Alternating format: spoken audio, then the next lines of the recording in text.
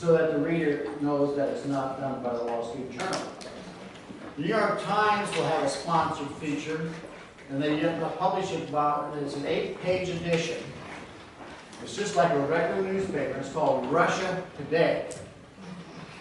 You know, and basically Russia Today talks about Russia and about what's going on in Russia and all the great things that are happening in Russia.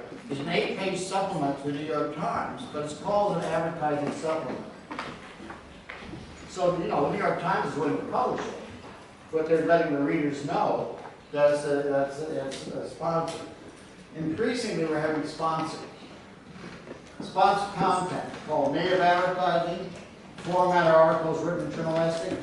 Most major publications offer some form of native advertising as a source of revenue. The problem, as you know, in terms of economics, is that newspapers have lost considerable revenue from advertising. They've lost it to the internet, they've lost it to other sources.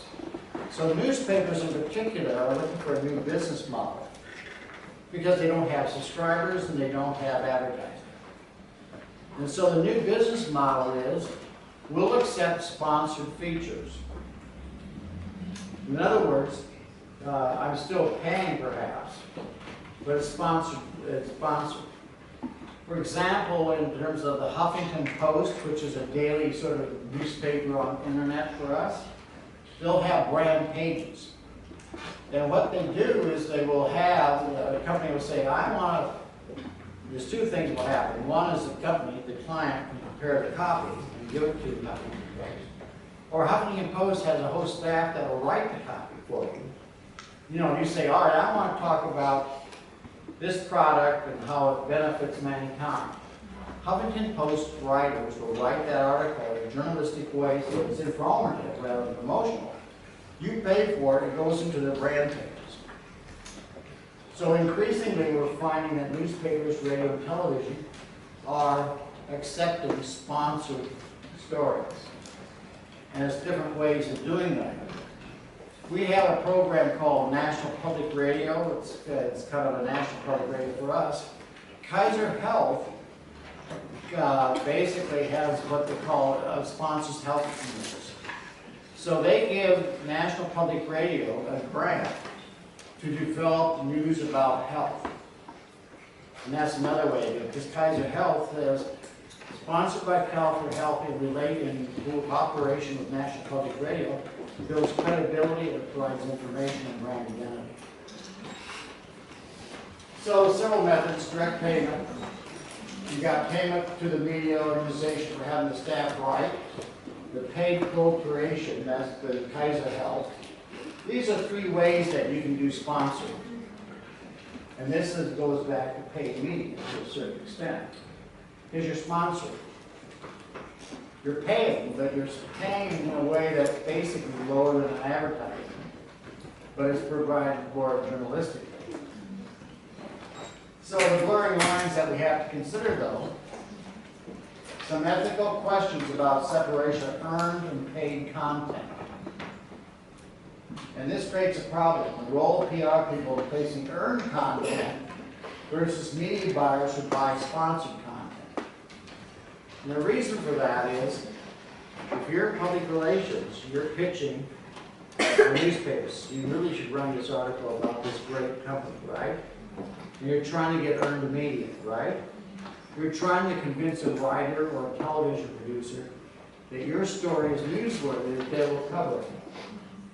On the other hand, you don't want to be wearing the same hat saying, going to the same newspaper and saying, I have this hat on now, I'd like to buy space as for sponsored content. It creates a problem for you. On one hand, you're trying to get free access. On the other hand, you're trying to buy access. So, Richard Edelman, the president of the world's largest public relations firm, when I saw him in Chicago at a conference earlier this summer, said that Edelman Public Relations makes it very clear. They have a public relations staff over here that works on earned media only, you know, trying to place stories. But for sponsored content that they produce for their clients, they have a division over here of what they call media buyers. that will buy media. Because they don't want their public relations staff to be in a position of trying to buy content because it limits your credibility. So you have to have a media buyer over here. You can't wear both hats. It just confuses the media. And the media buyer over here works the same way as a media buyer for advertising. You know, a media buyer for advertising goes out and says, all right, what's the rate for this? And I want X number of placements and I want X number. That has to be done by a separate person over here. It has to be a media buyer. It's not public relations. Now, public relations staff may be producing the content, but your division as a company is what material are you developing for earned media? What makes sense? And what content makes sense for sponsored media? So you have to make a decision. And so that's part of that decision making. What's content for sponsorship? What's content for earned? So you got the need for transparency by both source and medium. One of the big questions is the blurring of these lines between earned and paid media. And ethically speaking, your audience should always know what's sponsored and what's earned. Just for information, for their own information. If you're trying to fool them by saying, oh, wow, this is earned media, you paid for it, you're only fooling yourself because people are smarter than you. So, getting started. Organize a team, because remember that you as an individual can't do everything.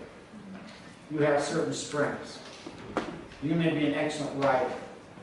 You may be the excellent writer, but the person next to you is excellent in terms of video. The next person next to you is very good in terms of figuring out story elements.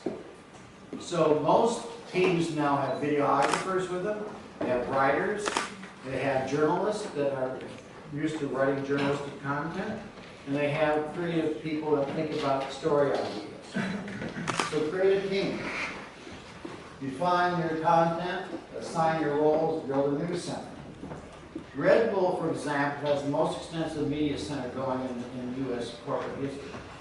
Red Bull has a media center that has a staff of over 200 people to produce all these documentaries.